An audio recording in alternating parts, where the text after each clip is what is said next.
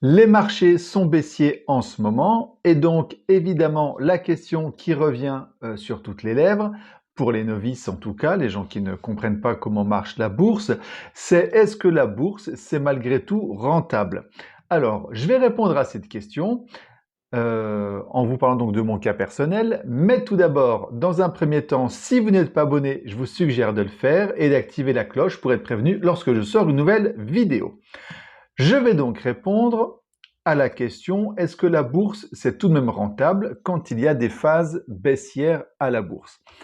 Donc, je vais répondre à cette question en abordant 3 points.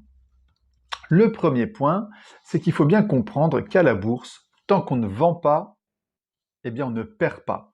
C'est la même chose, tant qu'on ne vend pas, on ne gagne pas. C'est toujours au moment de la vente que le résultat se fait. C'est-à-dire que si on a une plus-value qu'on ne vend pas, eh ben on n'acte pas la plus-value, on ne gagne pas de l'argent, et si ça baisse ensuite, eh ben on a moins une plus-value. Et inversement, c'est la même chose. Quand il y a une moins-value, si on ne vend pas, eh ben quand le cours remonte, on n'a pas perdu d'argent. Il faut juste être patient. Par contre, effectivement, si le cours baisse et qu'on vend à ce moment-là, eh bien, on perd parce que c'est au moment de la vente que le résultat se fait. La deuxième chose qu'il faut comprendre, qui découle de ça, parce que quand il y a une baisse, c'est que le marché va toujours finir par remonter. C'est-à-dire que le marché, il est toujours avec des pics en haut, des pics en bas. Ça monte, ça descend, etc. Il y a comme une tendance générale à la hausse, mais on a des hauts et des bas. Et donc, même s'il y a un creux à un moment, qui peut être plus ou moins long, c'est pas grave, le marché remontera toujours parce que les conditions macroéconomiques, les choses, les résultats des entreprises vont s'améliorer et d'une manière générale, un creux reste un creux et ça remonte ensuite. C'est pour ça que ça s'appelle un creux, c'est pas un plateau ou une truc. Donc ça finit toujours par remonter et du coup c'est ce qui fait que malgré tout, même quand il y a une baisse, eh ben, il ne faut pas paniquer parce que ça remonte. La troisième chose à prendre en compte, c'est que il faut voir l'investissement à la bourse, comme n'importe quel investissement on pourrait dire, comme un investissement sur le long terme.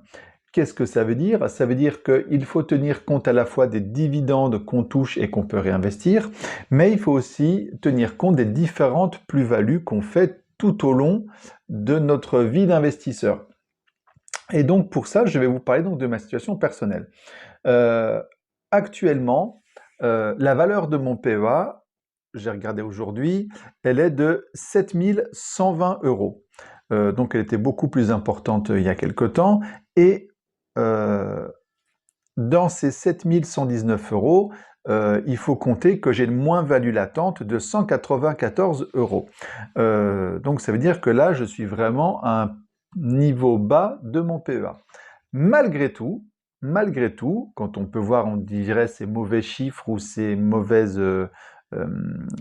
résultats, il faut bien prendre en compte qu'en fait, moi, j'ai investi en mars 2022, donc il y a 2 ans et demi, j'ai investi depuis l'ouverture, donc principalement en 2022, une grosse partie en 2022, 5 446 euros depuis l'ouverture, mais une grosse partie en mars. Ce qui fait que malgré tout, malgré la baisse que j'ai en ce moment et les moins-values latentes que j'ai, donc je ne vends pas, donc ce n'est pas des vraies moins-values, hein, elles sont latentes, elles ne sont pas actées, j'ai tout de même une performance sur mon PEA de plus 30% en 2 ans et demi. Donc c'est bien ça qu'il faut comprendre, c'est que les baisses, c'est pas grave parce que ça remonte.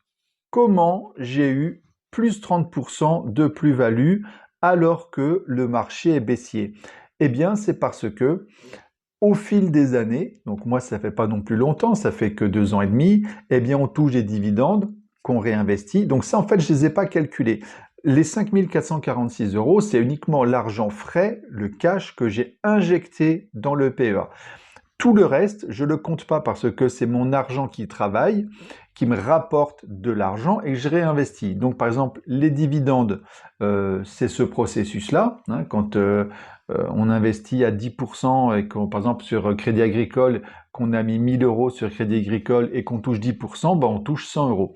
Donc, les 100 euros, quand on les réinvestit, eh bien, ça fait une valeur qui augmente. Et pareil pour les plus-values, parce que quand on fait une plus-value sur des actions et que là on vend, donc on enregistre la plus-value, eh bien ça fait de l'argent en plus qui est noté. Ce qui veut dire que même si après ce que vous avez investi passe en moins-value latente, vous avez toujours eu la plus-value au départ qui elle a été actée. C'est la différence entre le latent et ce qui est acté. Et donc par exemple, je reprends un exemple très simple que j'ai déjà expliqué. En septembre 2022, donc moi j'avais acheté en mars. Mars 2022, j'avais investi pas mal. Le marché était assez haut. Ça avait ensuite descendu pas mal durant le printemps et l'été 2022. Donc moi j'avais une grosse moins-value latente. J'étais à moins 600, je crois, de moins-value latente. Donc je démarrais la bourse sérieusement. Donc c'était un peu flippant quand même. Mais bon, je savais que ça allait remonter. Et du coup, quand ça a baissé, quand on était vraiment en bas en septembre, je me suis dit, tiens, on touche un point bas, ça a l'air intéressant. Du coup, j'ai investi, j'ai acheté des actions Alstom, j'avais mis 500 euros, j'avais eu un petit peu d'argent à ce moment-là, j'avais investi sur Alstom. Et quelques semaines plus tard, Alstom était remonté et j'avais fait une plus-value de 50%. Donc les 500 euros que j'avais investis, il valait 750, j'ai vendu et donc j'ai gagné 250 euros. Donc c'était vraiment très intéressant et c'est exactement le mécanisme qui fait que malgré les baisses qu'on peut rencontrer, eh bien le marché remonte toujours et il faut bien comprendre que tant qu'on ne vend pas, on ne perd pas d'argent. Donc il ne faut pas se casser la tête, avoir peur, il faut au contraire rester calme, posé, bien analyser et comprendre pourquoi ça baisse. Si c'est le marché en général qui baisse, c'est pas grave parce que c'est des crises comme il y en a. Si par contre vous avez une action qui se casse la figure parce qu'elle a une très mauvaise gestion, qu'elle est vraiment dans la tourmente parce qu'elle n'a pas su faire face à certaines difficultés, etc., là c'est autre chose. Moi je vous parle là du marché en général qui baisse. Donc, c'est des choses où on peut en profiter pour à ce moment-là investir, profiter de ces bas prix parce que quand le marché va remonter, on fera des plus-values plus intéressantes. Voilà. Voilà donc c'est tout pour aujourd'hui. C'était une petite vidéo rapide juste pour faire le point sur les baisses qu'on peut avoir en ce moment et du coup les craintes que certains auraient à investir à la bourse en se disant j'ai peur, comment ça va se passer, quand le marché baisse, je serai ruiné, etc. Pas du tout. Moi je crois pas que vous ayez une seule chance d'être ruiné à la bourse parce qu'il faudrait dire que tout le marché mondial s'écroule, qu'il n'y a plus rien, ça serait une catastrophe comme dans The Walking Dead et qu'il n'y aurait plus de monde, plus rien, plus de civilisation. Et là, de toute façon, quel que soit l'argent que vous ayez, quoi que vous ayez, plus rien n'aura de valeur. Et voilà, donc on sera dans une situation vraiment à part. Hormis ce cas-là précis, où de toute façon, là, vous pouvez avoir ce que vous voulez, tout l'argent que vous aurez n'aura plus aucune valeur. La bourse ne se cassera pas la figure. Voilà, il n'y aura pas de souci. Surtout, en plus, si vous prenez des sécurités, si vous investissez dans des bonnes entreprises, si vous diversifiez, là, vous avez aucune chance de perdre de l'argent. Voilà, parce qu'en plus, si des fois on peut avoir une entreprise qui est en difficulté, les autres vont bien, etc. Enfin, il y a tous des mécanismes qui font que si on diversifie, si on investit correctement, on s'en sort très largement, vous voyez.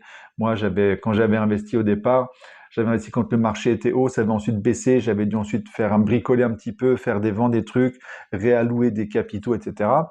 Mais du coup, je m'en suis sorti et j'ai quand même eu là maintenant plus 30% alors que le marché est baissier et j'ai une moins-value de 194 euros. Malgré ça, je suis à plus 30% en 2 ans et demi. Voilà.